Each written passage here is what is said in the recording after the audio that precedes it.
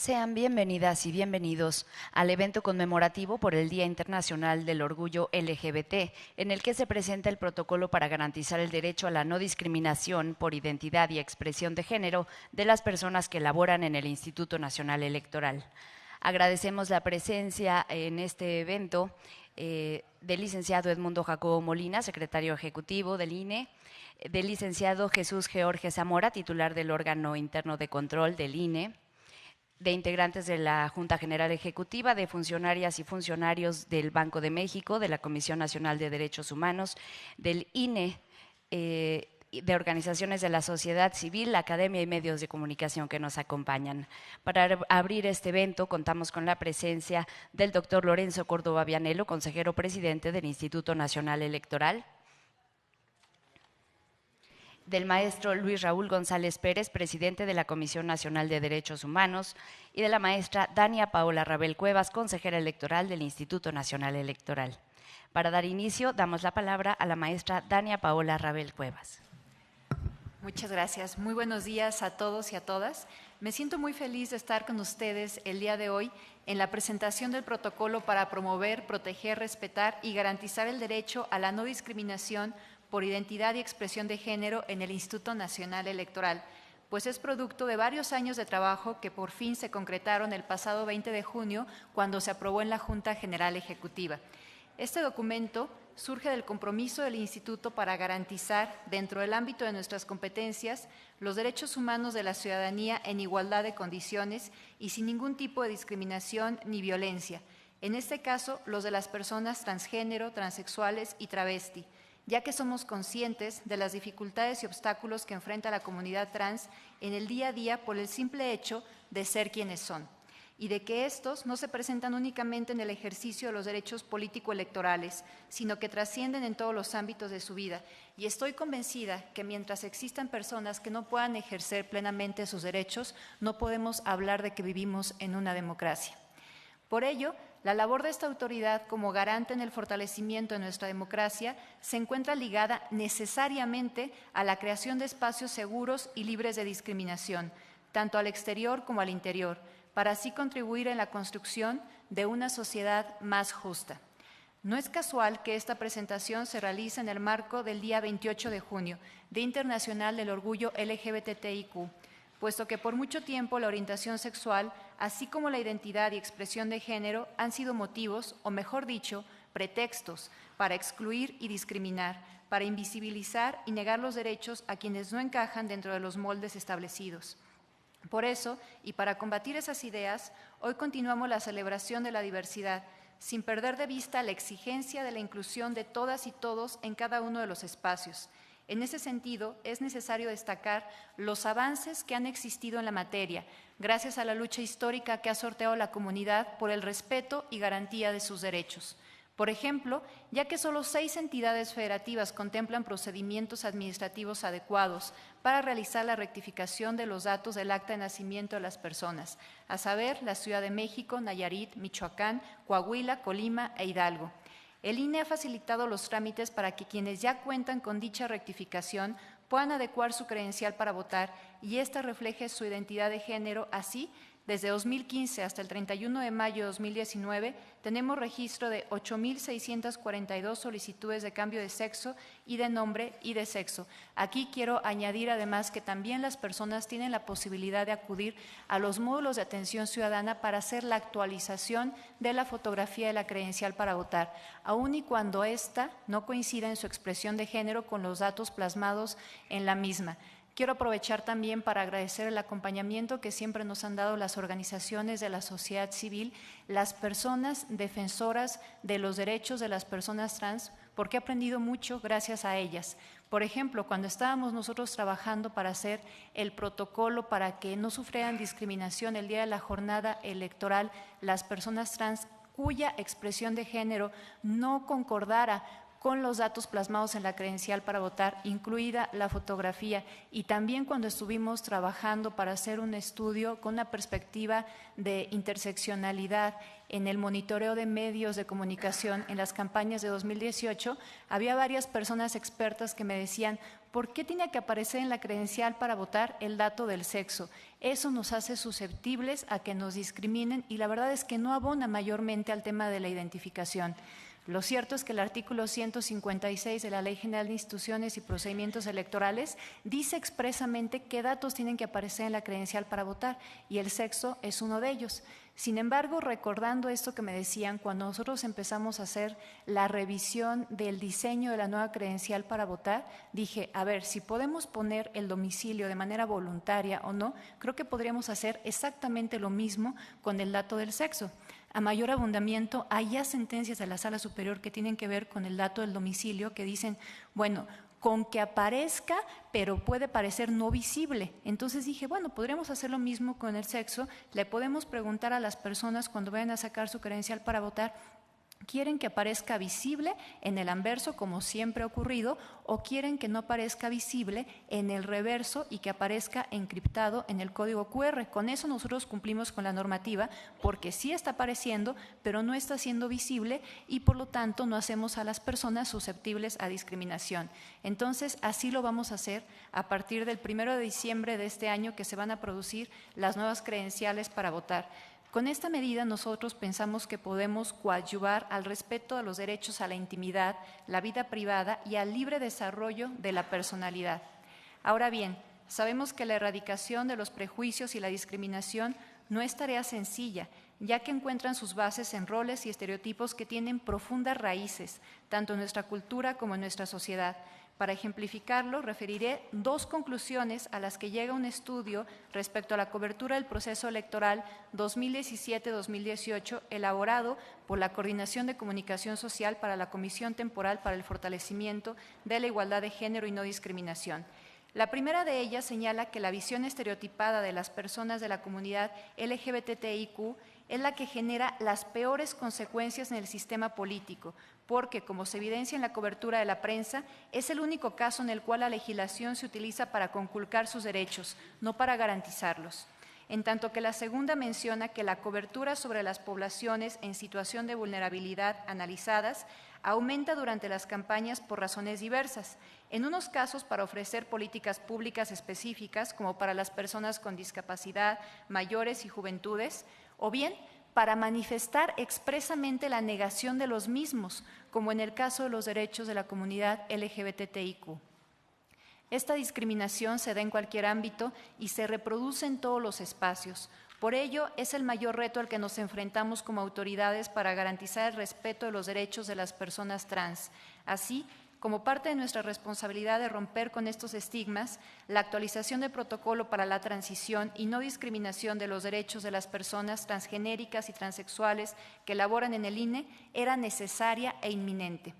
Por lo que en 2017, en conjunto con la maestra Estefanía Vela, iniciaron las actividades en ese sentido, con un objetivo muy claro en mente: que este nuevo protocolo coadyuvara de mejor manera y más ampliamente, de acuerdo con el contexto actual, en la erradicación de la discriminación por identidad y expresión de género en el Instituto. Así, las direcciones ejecutivas, las unidades técnicas, las consejeras y consejeros se involucraron en el proyecto para complementarlo, nutrirlo y poder construir un documento integral que esperamos nos permita avanzar cada vez más en la inclusión laboral de las personas trans.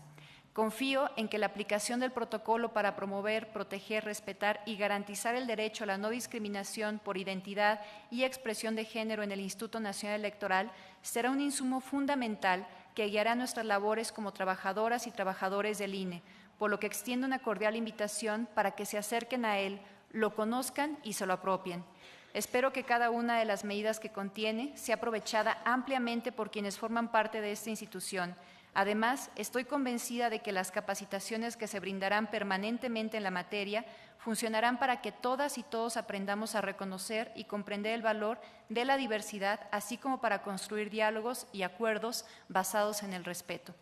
Antes de concluir, y en relación a la celebración del Día Internacional del Orgullo LGBTIQ, me gustaría citar las palabras de Siobhan Guerrero, que dice: la noción de multitud resquebraja la idea de sujetos políticos unificados por experiencias o trayectorias históricas comunes. Demanda y posibilita una forma de democracia absoluta que requiere una transformación en las subjetividades que abra la posibilidad de reconocer la diferencia y la novedad radical del otro. Así, no me queda más que agradecer a quienes colaboraron en la construcción de este protocolo, a quienes nos acompañarán como ponentes en las siguientes mesas y particularmente a aquellas personas que han brindado al Instituto un voto de confianza al decidir desarrollar y fortalecer sus carreras profesionales en él. Les aseguro que seguiremos trabajando para lograr conquistar el ideal democrático, aquel en el que todas y cada una de las personas puedan ejercer todos sus derechos en igualdad de condiciones, sin discriminación y sin violencia. Gracias.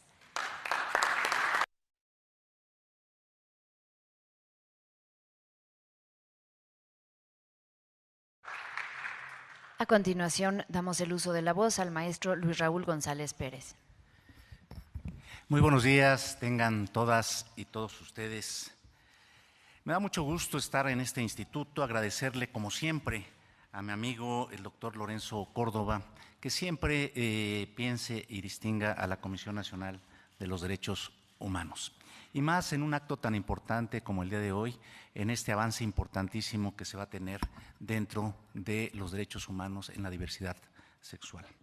Saludo también a la maestra Dania Rabel y le reconozco este impulso que ha propiciado para tener hoy este protocolo. Menciono también a mi amigo Edmundo Jacobo aquí presente, a mi amiga Adriana Favela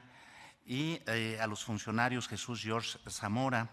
a Osvaldo Peralta, y agradezco la presencia de la cuarta visitadora de la Comisión Nacional de los Derechos Humanos, Erendira Cruz, que me acompaña, compañera de trabajo. Por primera vez, en el 2008, la Asamblea General de la Organización de los Estados Americanos, la OEA, aprobó la resolución Derechos Humanos, Orientación Sexual e Identidad de Género, en la que los Estados miembros manifestaban su preocupación por los actos de violencia y violaciones de derechos humanos contra personas a causa de su orientación e identidad de género, en tanto que el Comité de Derechos Económicos, Sociales y Culturales de la Organización de las Naciones Unidas, la ONU, en su observación general número 20,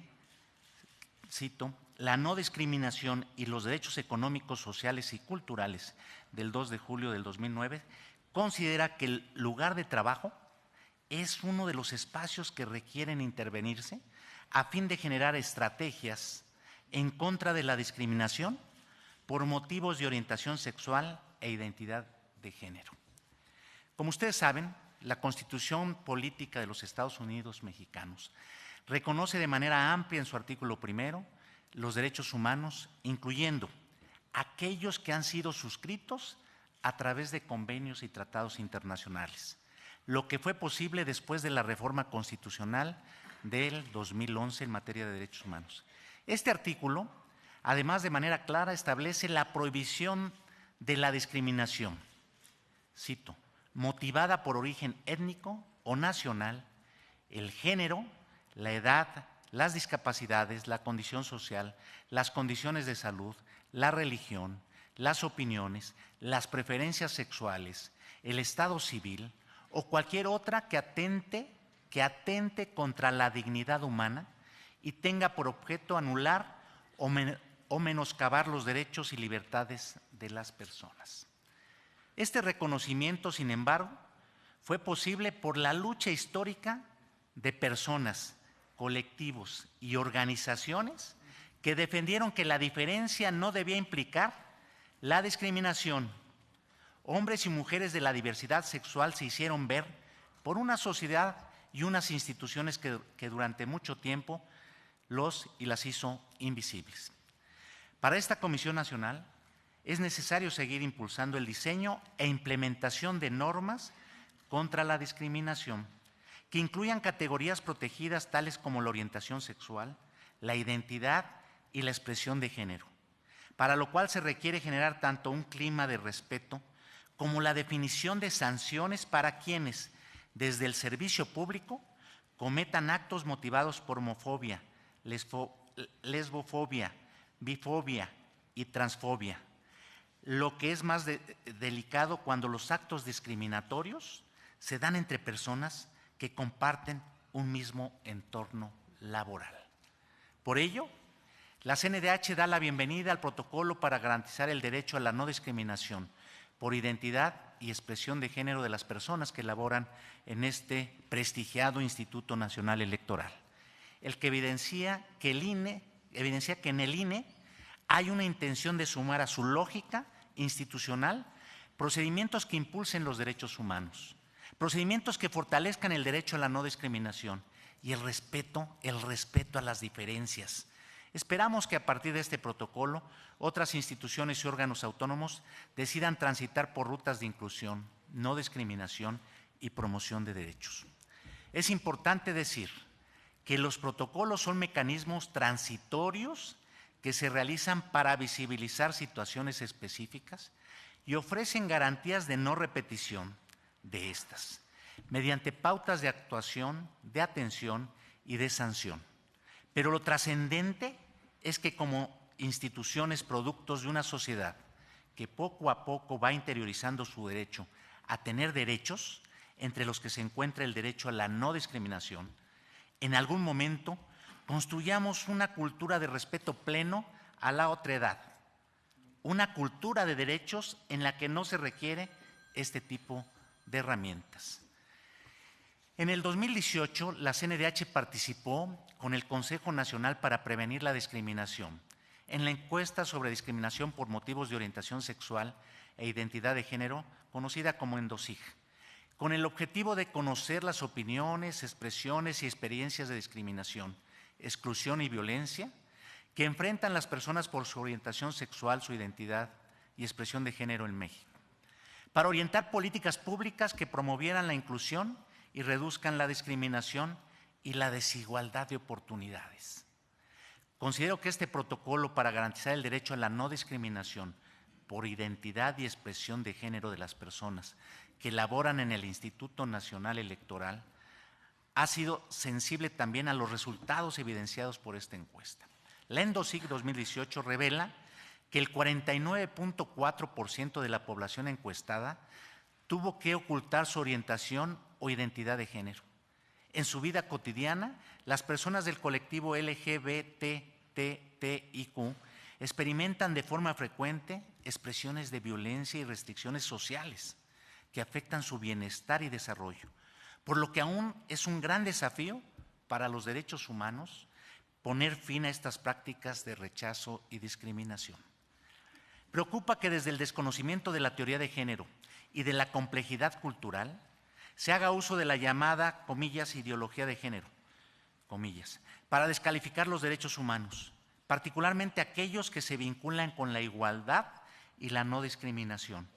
Desde aquí hacemos el reconocimiento a la teoría de género y al feminismo, ya que ofrecieron categorías de análisis y herramientas interpretativas para cuestionar el orden sociocultural y desmontar aquello que se concebía como, comillas, natural, comillas, particularmente lo relacionado al ejercicio de la sexualidad. Los invito a que continuemos trabajando en colectivo por un México sin discriminación, por un país diverso. Muchas gracias por invitarme.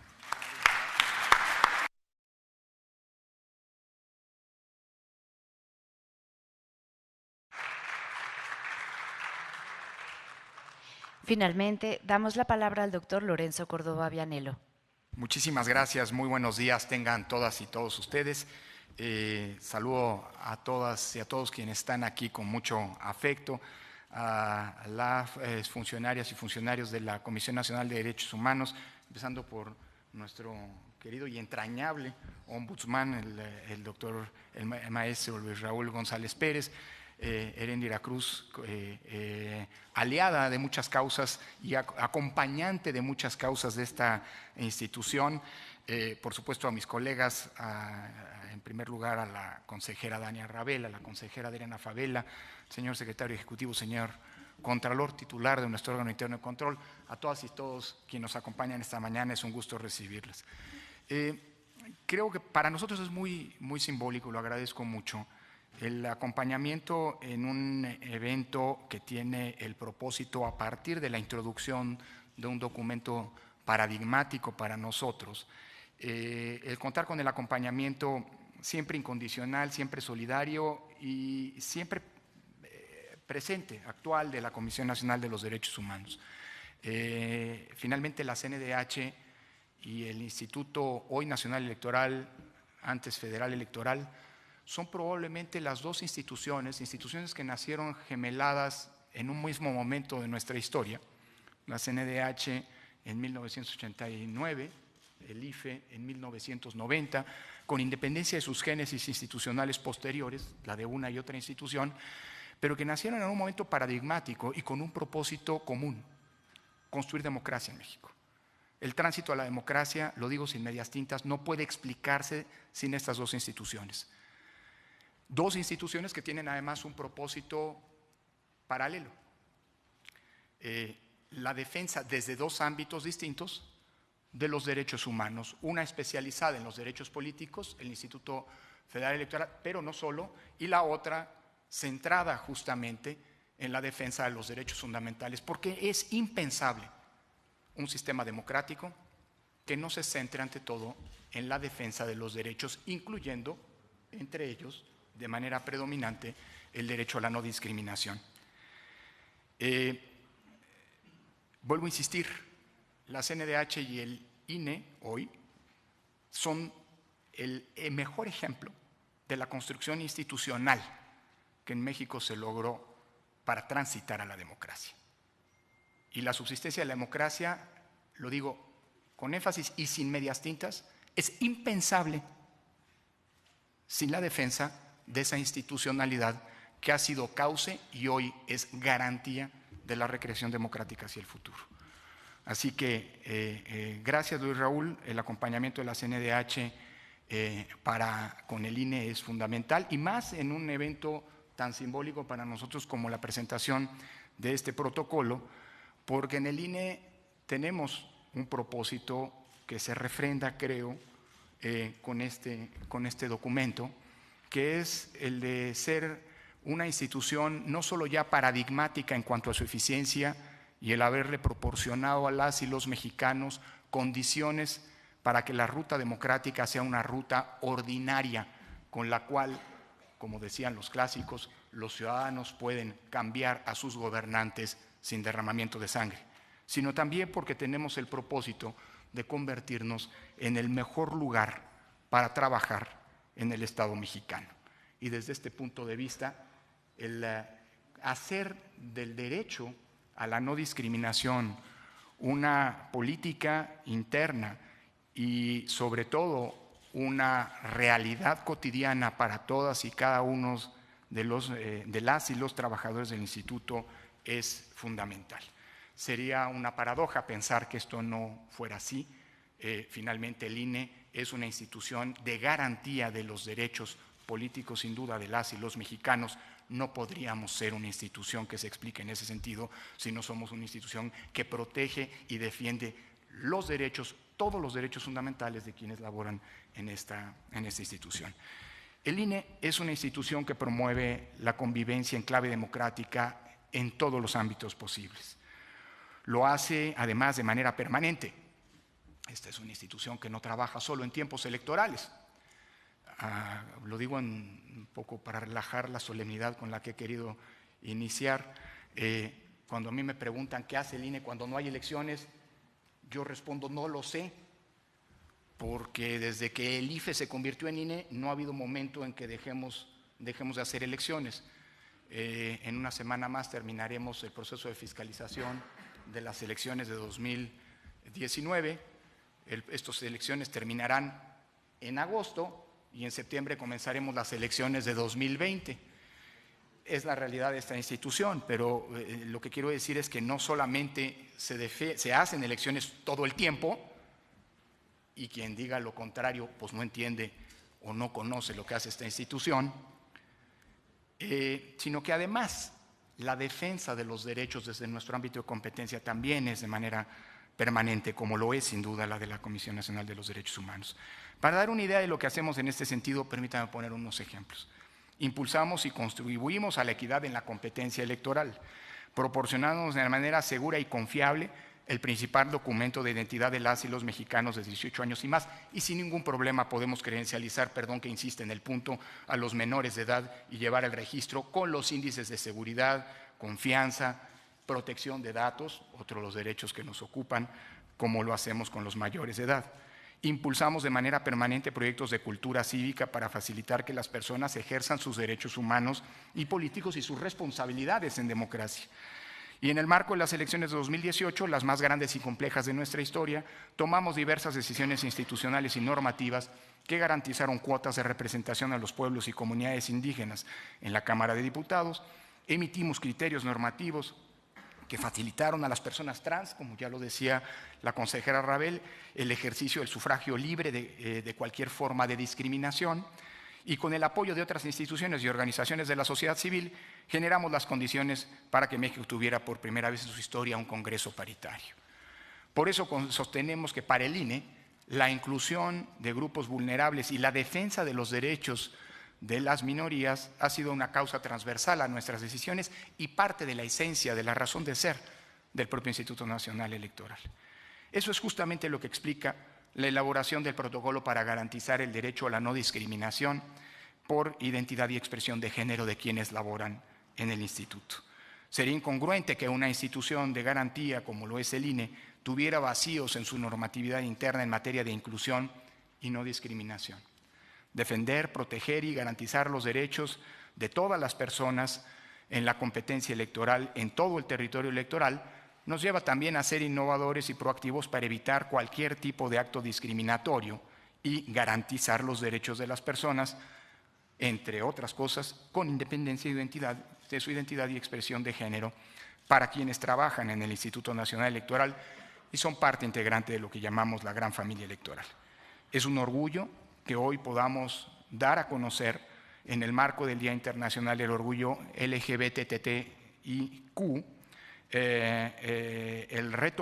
retomando en consecuencia las experiencias, por una parte, del protocolo que en 2010 aprobó el entonces IFE para salvaguardar los derechos humanos de las personas trans y de adecuar sus datos personales a su identidad de género. Por otra parte, sintetiza los trabajos que durante varios meses realizaron especialistas y organizaciones de la sociedad en colaboración con la Unidad de Género y No Discriminación del Instituto, con la Comisión de Género y No Discriminación que preside la consejera Rabel, así como con los resultados de diversas consultas efectuadas entre compañeras y compañeros de las direcciones ejecutivas y de unidad que integran el instituto. Aportaciones de todos estos, digamos, comprometidas personas y unidades de la institución en concretar este documento. Nuestro objetivo con este protocolo es establecer criterios y acciones que aseguren el pleno respeto de la identidad y expresión de género de todas las personas que trabajan en el instituto.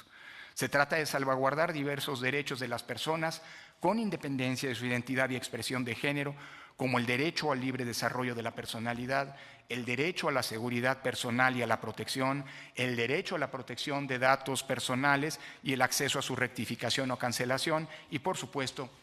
el derecho al respeto a la vida privada.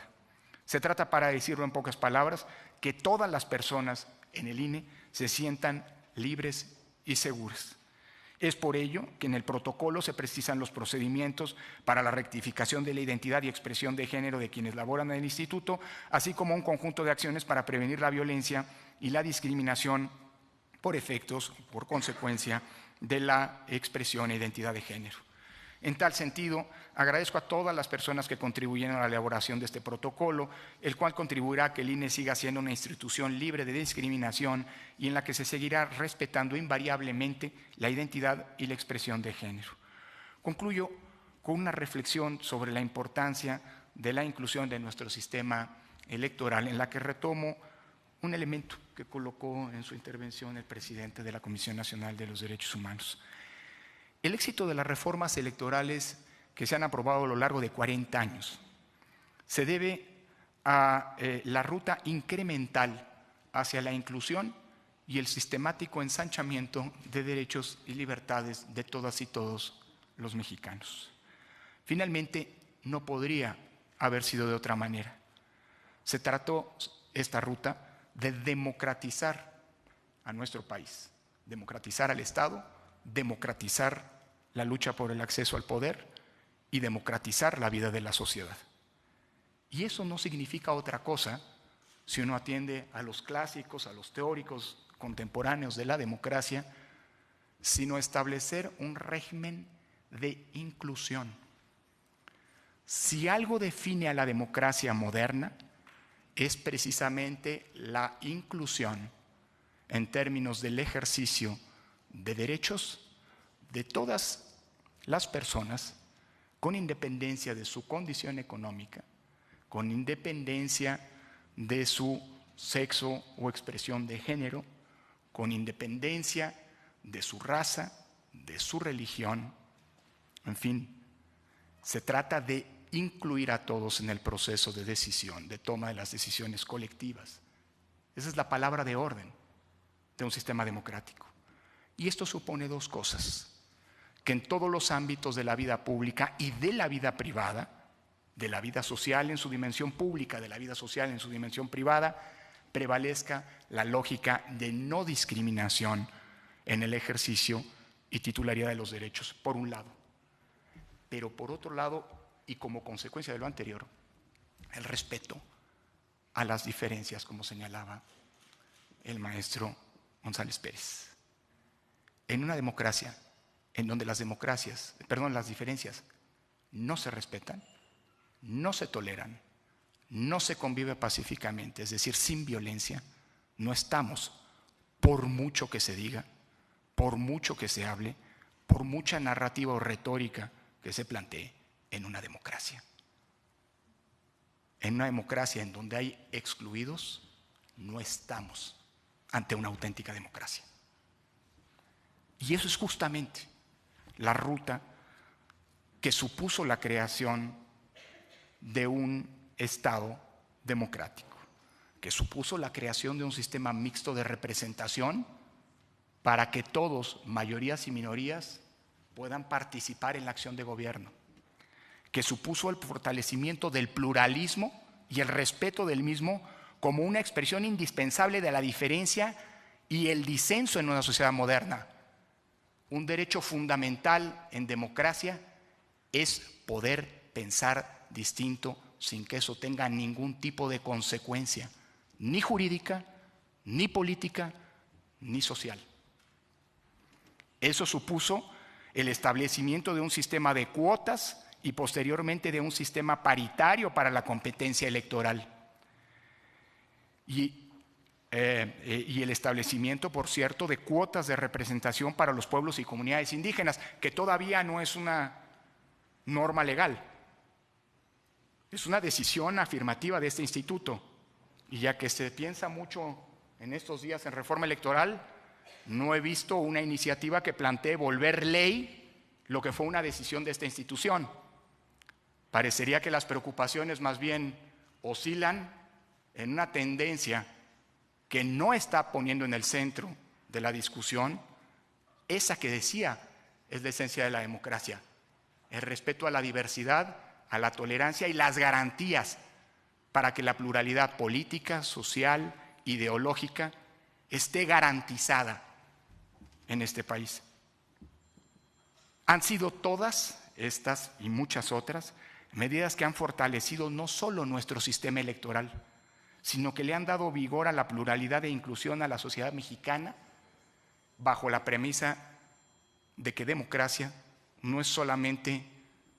lo es, pero no solo, ese miserable expediente técnico al que hacía referencia Ortega y Gasset, las elecciones. La democracia va mucho más allá y significa Estado de Derecho. Y Estado de Derecho, antes que nada, significa respeto de la diversidad y garantía de los derechos, con independencia de que pensemos lo que pensamos y de que seamos, porque así lo decidimos, lo que queramos ser. El México del nuevo siglo es sin duda, mucho más libre y democrático que el que teníamos en el siglo XX, precisamente por las contribuciones del pluralismo y la representatividad de sus instituciones. Y esa es una conquista de todas y todos. Suele decirse que los derechos no caen desde lo alto. La lucha por los derechos en el mundo moderno, al igual, por cierto, que la lucha por la democracia, Es una lucha que se construyó desde abajo y que involucró no a una sola facción, no a un solo partido, no a un solo hombre, sino a todas y todos los que todos los días construyen una sociedad democrática. Y eso supone una sociedad diversa, una sociedad incluyente, una sociedad respetuosa de las diferencias, como decía nuestro ombudsman. Y esa convivencia ocurre en paz. Confío en que seguiremos defendiendo las diferencias, el derecho a ser diferente que enriquece nuestra democracia, al disenso que enriquece la convivencia plural y por ende al pluralismo que hoy tiene nuestra sociedad como la mejor forma de asegurar que nuestra democracia tenga futuro.